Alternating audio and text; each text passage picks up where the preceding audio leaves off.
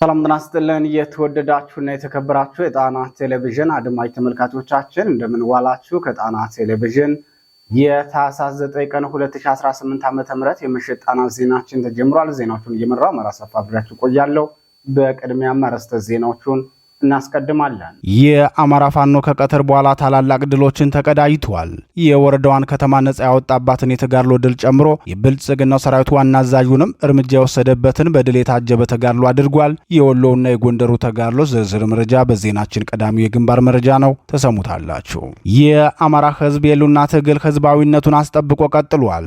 የትጥቅ ትግል እድገት መገለጫ ከሆኑት ምልክቶች አንዱ የሆነው የተተኪ ሰራዊት በተደጋጋሚ እየሰለጠነ ወደ ውጊያ መግባቱ ነው። በዚህ በኩል ሁለቱም የፋኖ አደረጃጀቶች ለወራት ያሰለጠኗቸውን ተተኪ የፋኖ ሰራዊት አባላትን አስመርቀዋል። የጎንደርና የወሎን የሰራዊት ምርቃት አስመልክቶ የተሰናደውን ዘገባ እናስደምጣችኋለን።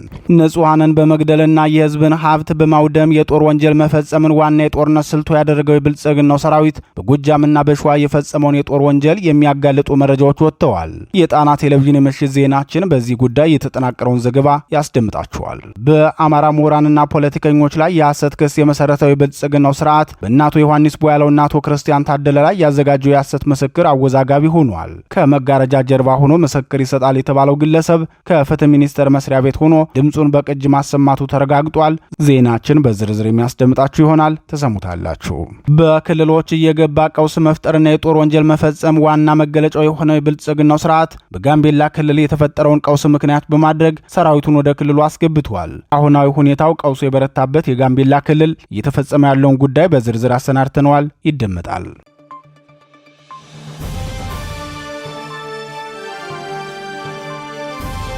የተወደዳችሁና የተከበራችሁ የጣና ቴሌቪዥን አድማጭ ተመልካቾቻችን እነዚህንና ሌሎች የግንባርና የትንታኔ ዘገባዎችን ይዘናል። እስከ ዜናዎቻችን ፍጻሜ ድረስ አብራችሁን እንድትቆዩ እየጋበዝን ወደ ዝርዝር ዜናዎቹ እናልፋለን።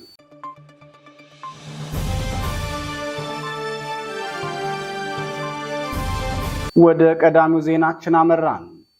ፋኖ ከተሞችን ተቆጣጠረ። የአማራ ፋኖ ብሔራዊ ኃይል ደጃዝማች በላይ ዘለቀ ዕዝ ሜጀር ጄኔራል ባንታባተ አንደኛ ኮር ጉና ክፍለ ጦር ከቀትር በኋላ በተደረገ ውጊያ የእስቴ ወረዳ ዋና ከተማ መካነ ኢየሱስ ከተማን ተቆጣጠረ። ወሎ ላይ ደግሞ የብልጽግናው ጦር አዛዥ ከ15 ጓዶቻቸው ጋር በፋኖ እርምጃ ተወስዶባቸዋል።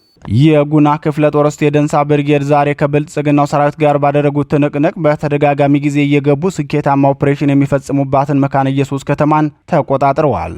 የብልጽግናው ሰራዊትና የባዲን ካድሬ የፋኖን ብርቱ ምት መቋቋም ሲሳናቸው ለፋኖ መረጃ ትሰጣላችሁ በማለት በ3 ቀን ብቻ ከ100 በላይ ንጹሃንን አፍኖ ካሰረ በኋላ ከሌላ ቦታ ኃይል በማሰባሰብ ዛሬ ሌሊት በማጓጓዝ ፋኖን ለማጥቃት ሙከራ አድርጎ ነበር። ሆኖም ፋኖ በወሰደው ፈጣን ያጸፋ ምት ከፍተኛ ኪሳራ አድርሰንበታል ሲል የዙ ቃል አቀባይ ክፍል አስታውቋል። የብልጽግናው ሰራዊት በሁለት አቅጣጫ ተንቀሳቅሶ ጥቃት ለመፈጸም ሞክሮ እንደነበር የገለጸው የደጃዝማች በላይ ዘለቀ ዕዝ ሜጀር ጄኔራል ባንታባተ አንደኛ ኮር ቃል አቀባይ ክፍል ሆኖም አይበገር የውስጥ የደንሳ ብርጌድ የብልጽግናውን ሰራዊት በመልሶ ማጥቃት ከደንጎለት በማስወጣት ማቢ አቦ ጫካ አስገብቶታል። በዚህ ሰዓትም የወረዳውን ዋና ከተማ መካነ ኢየሱስ ከተማን ሙሉ በሙሉ መቆጣጠር ችሏል በማለት ገልጿል። በሌላ ዜና የአማራ ፋኖ ብሔራዊ ኃይል አጼ ምኒልክ ዕዝ ንጉስ ሚካኤል አሊኮር ኢንጂነር ደሳለኝ አሰፋ ክፍለ ጦር ጥላውን ፈንታው ብርጌድ በምዕራብ ወሎ ቀጠና መካነ ሰላም ዙሪያ ወረዳ ቢሊ በምትባል ታዳጊ ከተማ ድል ተቀዳጅቷል። ድሉን የተቀዳጁት የጥላውን ፈንታው ብርጌድ አባላት ከማለዳው 11 ሰዓት እስከ ቀኑ 5 ሰዓት በተደረገ ውጊያ ከፍተኛ የጦር ሜዳ ጀብዱ የፈጸሙ ሲሆን 15 የብልጽግናውን ሰራዊት አባላትና የ45ኛ ክፍለ ጦር ሻለቃ አዛዥን እርምጃ እንደወሰዱበት ታውቋል። ከሻለቃ አዛዡ በተጨማሪም በርካታ የብልጽግና ሰራዊት ጉዳት ደርሶባቸው ወደ መካነ ሰላም አጠቃላይ ሆስፒታል መግባታቸውን የሆስፒታል ምንጮቻችን ገልጸዋል። የንጉስ ሚካኤል አሊኮር ሰብሳቢ ሻለቃ አብነው ታደሰና የኢንጂነር ደሳለኝ አሰፋ ክፍለ ጦር አዛዥ አርበኛ ስንደው ገዜ በመሩት የዛሬው ውጊያ ቢሊ ላይ የተገኘው ድል የብልጽግናውን ሰራዊት ከፍተኛ ድንጋጤ ላይ የጣላ ሆኗል። በዚህ ቀጠና ፋኖ በሚያደርሰው ተከታታይ ጥቃት የተነሳ የሰሜን ምስራቅ ዕዝ 801ኛ ኮር 45ኛ ክፍለ ጦር የመካነ ሰላም ቀጠናን መሸፈን አልቻለም ተብሎ ሰሞኑን የ47ኛ ክፍለ ጦር ሰራዊት በድጋፍ ሰጪነት ወደ መካነ ሰላም መግባቱ ይታወቃል። የብልጽግናው ሰራዊት ሁለቱን ክፍለ ጦሮች ተቀናጅቶ መጠነ ሰፊ ወረራ ለመፈጸም አስቦ የመጀመሪያ ሙከራውን ዛሬ ቢጀምርም ድል ሳይቀነው ቀርቶ አባላቱን አጥቷል ሲል የገለጸው የንጉስ ሚካኤል አሊ ኮር ቃል አቀባይ ክፍል በጠላት ሰራዊት ላይ የምናካሄደውን የተቀናጀ ተጋድሎ አጠናክረን እንቀጥላለን ሲል አስታውቋል። የአፋባ አጼ ምኒልክ ዕዝ ልጅ ኢያሱ ኮር በውጫሌ ከተማ ዛሬ ከማለዳው ጀምሮ ባካሄደው ተጋድሎ ድል መቀዳጀቱ ይታወሳል። ይህ በእንዲህ እንዳለ የአማራ ፋኖ ብሔራዊ ኃይል አጼ ቴዎድሮስ ዕዝ የ102ኛ ኮር 33ኛ ክፍለ ጦር ጎንጂ ቆለላ ወረዳ በተለያዩ ቀበሌዎች ጊዜያዊ የፋኖ መንግስት አስተዳደር የመዋቅር ዝርጋታ ስራውን እያከናወነ መሆኑን አስታውቋል። በወረዳው ወለቄ ቀበሌ መዋቅራዊ አደረጃጀቱን በጠበቀ መልኩ የቀበሌውን ህዝብ የሚመሩ የፋኖ አመራሮችን በህዝብ ማስመረጡን የገለጸው የ33ኛ ክፍለ ጦር ቃል አቀባይ ክፍል በተዘረጋው መዋቅርም ዋና አስተዳዳሪ፣ ምክትል አስተዳዳሪ፣ ጸሐፊ፣ ሰላምና ደህንነት ዘርፍ፣ ኮማንደር፣ ምክትል ኮማንደር፣ ህዝብ ንቅናቄ፣ ሀብት አሰባሳቢ ኮሚቴ፣ ገንዘብ ያዥ፣ ሂሳብ ባለሙያ፣ ኦዲተር፣ 3 የቀበሌ ፍርድ ሸንጎችና በየጎጡ የግጭት አስወጋጅ ኮሚቴዎች ተመርጠዋል።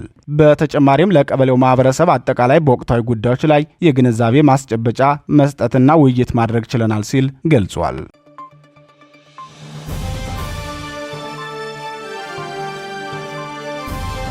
ወደ ተከታዩ ዜናችን እናልፋለን።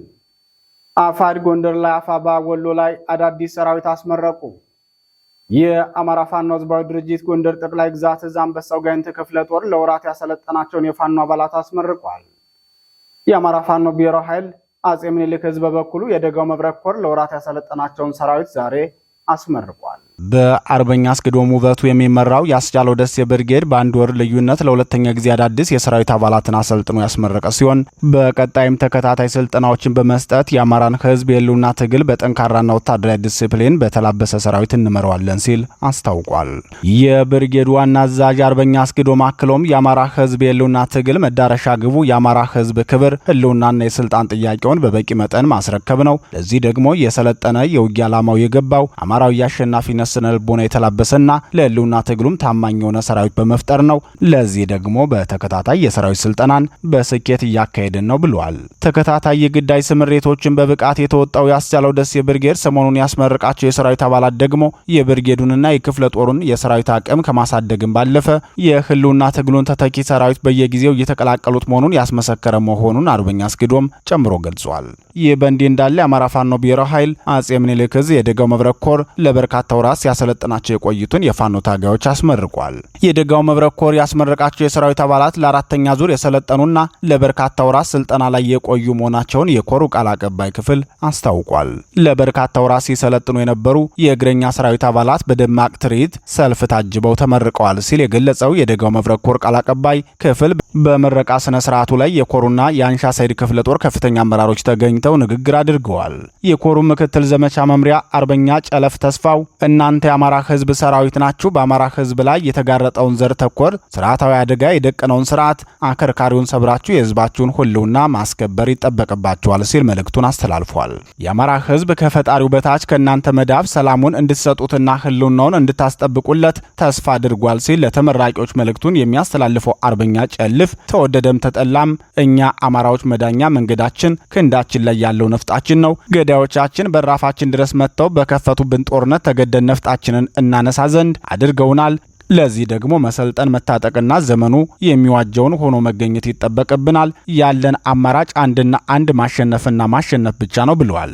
ተመራቂ የፋኖ ሰራዊት አባላቱ ከስልጠናው ባገኙት ሙያዊና ወታደራዊ ዕውቀት ህዝባቸውን በታማኝነት ለማገልገልና የህዝባቸው መዳኛ ዘብ ሆኖ መቆም እንዳለባቸው ቃል ኪዳን መፈጸማቸውን የደጋው መብረቅ ኮር ቃል አቀባይ ክፍል ያደረሰን መረጃ ያመለክታል።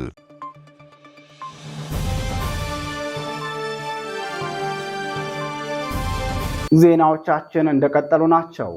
የብልጽግናው ሰራዊት የጦር ወንጀል በሸዋ በአማራ ህዝብ ላይ የዘር ማጥፋት ጦርነት የከፈተው የብልጽግናው ስርዓት በገባበት ሁሉ ንጹሃንን በመግደል የጦር ወንጀል መፈጸሙን አጠናክሮ ቀጥሏል።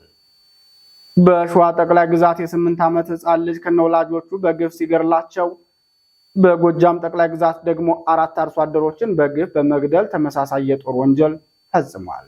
የአማራ ፋኖ ህዝባዊ ድርጅት ሸዋ ጠቅላይ ግዛት እዝ ቃል አቀባይ አርበኛ አበበ ሙላት ለጣና ቴሌቪዥን እንደገለጸው የብልጽግናው ሰራዊት የፈጸመው የጦር ወንጀል ስርዓቱ በአማራ ህዝብ ላይ ያለውን ጥላቻ ብቻ ሳይሆን እርስ በርስ በማገዳደል ማህበራዊ ረፍት የመንሳት ዓላማውን ያሳየ ነው ብሏል። የአማራ ፋኖ ህዝባዊ ድርጅት ሸዋ ጠቅላይ ግዛት እዝ አጼ አምደ ጽዮን ኮር አካል የሆነው የጀግናው አጼ ዳዊት ክፍለ ጦር 3ኛ ቀስተ ንህብ ሻለቃ ታኅሳስ 9 2018 ዓ.ም በመራቤቴ አውራጃ በሚዳና ሬማ ወረዳ በይጎቢያ ጎባቢት ቀበሌ ልዩ ስሙ በበርና ቦዴ ተራሮች ተብሎ በሚታወቅ ቦታ በብልጽግናው 101ኛ አየር ወለድ ኮማንዶ ክፍለ ጦር ላይ የተቀናጀ የጥቃት ከፍቶ ድል አድርጓል። ዛሬ ከቀኑ 9 ሰዓት ጀምሮ ባደረገው ጠንካራ ውጊያ በጠላት ላይ ከፍተኛ ጉዳት አድርሶበታል ሲል የገለጸው አርበኛ አበበ ሙላት ከጀግኖቻችን ጋር ያደረገው ውጊያ የከበደው የስርዓቱ ጦር በጠባብ መሬት ውስጥ ከፋኖ ተዋጊዎች ይልቅ በጠላትነት በፈረጀው ንጹሃን ህዝብ ላይ ኢላማ ያደረገ ከ10 ጊዜ በላይ በፈጸመው የሞርተር ጥቃት የአርሶ አደሩ የደረሰ አዝመራ ላይ ጉዳት አድርሷል ብሏል። ሰሞኑን የአማራ ፋኖ ህዝባዊ ድርጅት ሸዋ ጠቅላይ ግዛት እዝ ብርቱ ውጊያ ላይ መሆኑን የገለጸው የዙ ቃል አቀባይ በመራቤቴ አውራጃ የግሬት ቀበሌ ዞማ ጎታ ታኅሳስ 7 ቀን 2018 ዓ.ም ከምሽቱ 3 ሰዓት በተፈጸመ አስከፊ የጦር ወንጀል የ3 ልጆች አባት የሆኑት አቶ ሀብታሙ ብርሌው ከባለቤታቸው ወይዘሮ ምሳዌ ወርቄና የ8 ዓመት ህፃን ልጃቸው ህፃን ሚጦ ሀብታሙ ጋር በአሰቃቂ ሁኔታ በስርዓቱ ታማኝ ሚልሻ ተገለዋል። ይህን የጦር ወንጀል ዓለም አቀፍና የሀገር ውስጥ ሰብአዊ መብት ተቆርቋሪ ተቋማት ቦታው ድረስ በመሄድ አጣርተው ተጠያቂዎች ለፍርድ እንዲቀርቡ በዚህ አጋጣሚ ጥሪ እናቀርባለን ሲል የደረሰውን ጉዳት አስመልክቶ ተናግሯል። አርበኛ አበበ ሙላት አክሎም በዚህ ሳምንት በሸዋ ከፍተኛ ወታደራዊ ትንቅንቆች እየተደረጉ ይገኛሉ። ይህ ወቅት ጀግናው ሰራዊታችን የሽምቅ ውጊያን ጥበብ በከፍተኛ ደረጃ የተካነ መሆኑን የታየበት ጊዜ ለመሆን በቅቷል። በአማራ ጠሉ የብልጽግና ስርዓት በኩል ከተለያዩ ቦታዎች ኃይል አሰባስቦ ሊፈጽማቸው የሞከራቸው ከበባዎች በሙሉ በጀግኖቻችን ትጋት ሳይሳኩ ቀርተዋል ብለዋል። ከህዳር መጨረሻ አንስቶ በጎንደርና ወሎ ቤት አማራ ጠቅላይ ግዛቶች በአገዛዙ የተሞከሩ ወታደራዊ ከበባዎች ያለምንም ውጤት መምከናቸው ይታወሳል ሲል የሚናገረው የአፋድ ምክትል ቃል አቀባይ በሶስቱም ጠቅላይ ግዛቶች የስርዓቱ ኃይል በአፋር ላይ ያደረጋቸው ጥቃቶች በፋኖ ብርቱ ክንድ ተመክተዋል። ነገር ግን ስርዓቱ በአማራ ህዝብ ላይ ያለውን ጥላቻ በተግባር የገለጸባቸውን የጦር ወንጀሎች በንጹሃን ላይ ደጋግሞ ፈጽሟል ሲል የስርዓቱን ጭካኔ አጋልጧል። የብልጽግናው ስርዓት በአማራ ክልሉ ጦርነት ከመደበኛው ተዋጊ ከሜካናይዝድና ከአየር ድብደባው በተጨማሪ ልዩ የጸረ ሽምቅ ውጊያ ሰራዊቱን ከመስከረም ወር ጀምሮ ማሰማራቱ ይታወቃል። ይህ በእንዲህ እንዳለ ይኸው የብልጽግና ዘር አጥፊ ሰራዊት በጎጃም ጠቅላይ ግዛት ንጹሃን አርሶ አደሮችን በግፍ በመግደል የጦር ወንጀል ፈጽሟል። በትናንትናው ዕለት እስከ ምሽት በቆየው የፋኖ ተጋድሎ የብልጽግናው ሰራዊት ከባድ ሽንፈት ደርሶበታል። በትናንቱ ውጊያ እርምጃ የተወሰደባቸውን የሰራዊቱን አስከሬን በዛሬው ዕለት በ3 አምቡላንስ አንስቶ መውሰዱ ታውቋል። የፋኖ ብርቱ ምት የበረታበት የብልጽግናው ሰራዊት ምቱን መቋቋም ሲሳነው የተለመደውን የጦር ወንጀሉን 4 ንጹሃንን በመግደል ፈጽሟል። ደጋዳሞት ወረዳና ደንበጫ ወረዳ ነጋዴ ቀበሌ ነዋሪ የሆኑ 4 ንጹሃንን ገድለዋል ሲል መረጃውን ለጣና ቴሌቪዥን ያደረሰው የአጼ ቴዎድሮስ ዕዝ 201ኛ ኮር ቃል አቀባይ ፋኖ ሀብታሙ የሱፍ በግፍ የተገደሉትን ንጹሃን ማንነት ሲገልጽም የቤት እንስሳት በመጠበቅ ላይ የነበረ አባ አለማው የተባለ ወንድ ሙሉ ቀን በላይ የተባለ የእንስሳት መኖ በማጨር ላይ በነበረበት ወቅት አለኝ አንዳርጌ የተባለ ለዓመታት በአእምሮ ህመም ሲሰቃይ የቆየ የአካባቢው ኗሪና አባዳኛው የተባሉ መነኩሴ ናቸው ሲል አስታውቋል።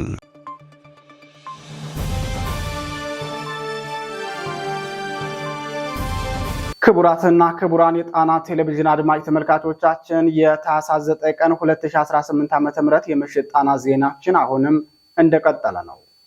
የሚመሰክርብን ግለሰብ ራሱ ከሳሻችን ቢሆንስ? አቶ ክርስቲያን የብልጽግናው አቃቢ ሕግ በእናቶ ዮሐንስ ቦያለው መዝገብ ክስ የመሰረተባቸው 15 የአማራ ምሁራንና ፖለቲከኞች በብልጽግናው ፍርድ ቤት ችሎት ቀርበዋል።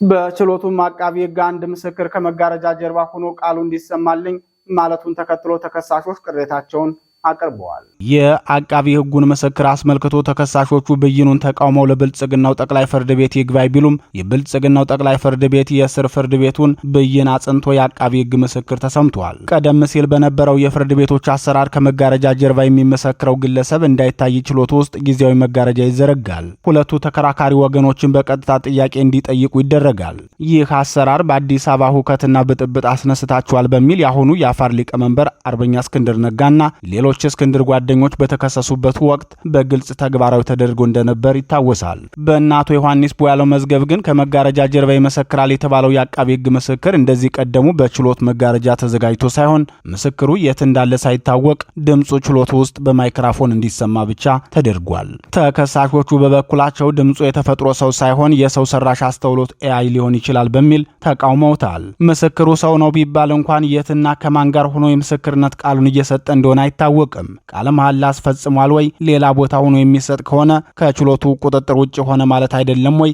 የሚመሰክርብን ግለሰብ ራሱ ከሳሻችን ቢሆንስ ሲሉ ለችሎቱ አመልክተዋል። የችሎቱ ዳኞች የተከሳሾችን አቤቱታ በመስማት አንዱ የችሎት ዳኛ ተነስተው የአቃቢ ሕግ ምስክር ቃሉን ከሚሰጥበት ስፍራ ሆነው ምስክሩ ብቻውንና የሚነበብ ወረቀት አለመያዙን አረጋግጠው በአንድ ላይ እንዲቀመጡ ተደርጎ ሁለት ዳኞች በችሎት ተሰይመው ምስክሩ ቃሉን እንዲሰጥ ተደርጓል። ሆኖም አቃቢ ሕግ በነ አቶ ዮሐንስ ቦያለውና ክርስቲያን ታደለ ላይ ያሰማው ምስክር በአቃቢ ሕግ ቢሮ ውስጥ ተቀምጦ ቃል መስጠቱ ታውቋል።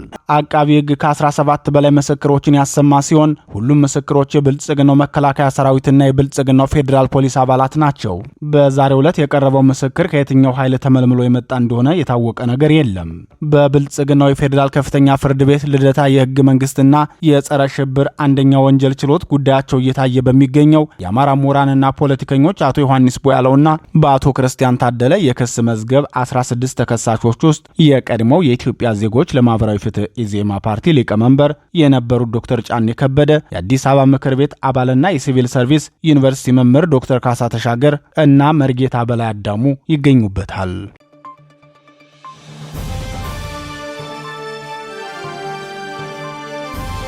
ወደ መጨረሻው ዜናችን እናልፋለን። ብልጽግና ጦሩን ጋምቤላ አስገባ። በቅርቡ የተከሰተውን የጋምቤላ ቀውስ ተከትሎ የብልጽግና ሰራዊት ጋምቤላ ክልል ገብቷል።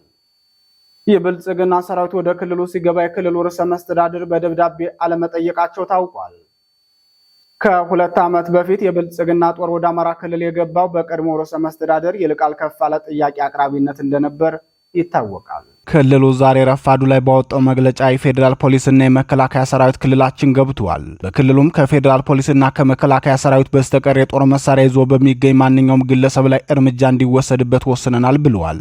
የብልጽግናው ስርዓት ከ2 ዓመት በፊት በአማራ ክልል ሰራዊቱን አስገብቶ የጦር ወንጀል እንዲፈጽም የወቅቱ የአማራ ክልል ርዕሰ መስተዳድር ዶክተር ይልቃል ከፋለ በደብዳቤ በጠየቁት ምክንያት እንደሆነ አይዘነጋም።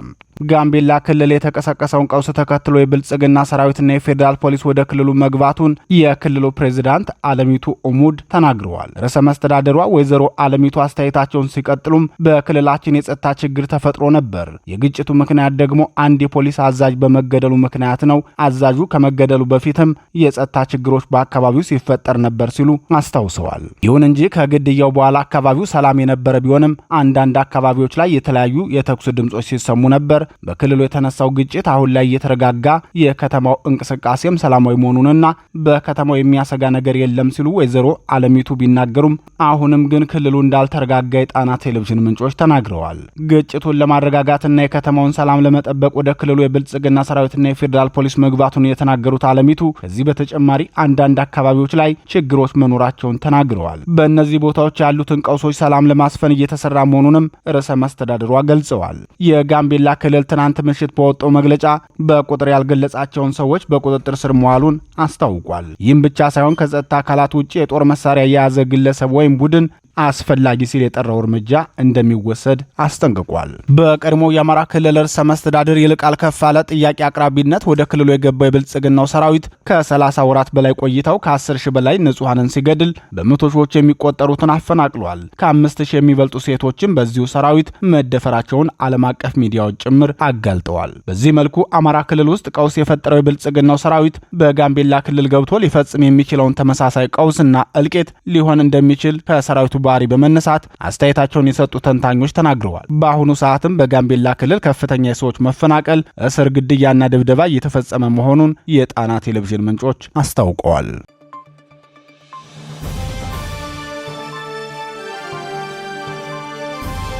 ክቡራትና ክቡራን የጣና ቴሌቪዥን አድማጭ ተመልካቾቻችን የታህሳስ 9 ቀን 2018 ዓ.ም የምሽት ጣና ዜናችን የተከታተላችሁትን ይመስል ነበር። ዜናዎቹን እየመራው አማራ ሰፋ አብሬያችሁ ቆየው። የጣና ቴሌቪዥን የዩቲዩብ ቻናል አማራጮችን ሰብስክራይብ በማድረግ በቋሚነት ወዳጅ እንድትሆኑ እንጠይቃለን። ጤና ይስጥልን።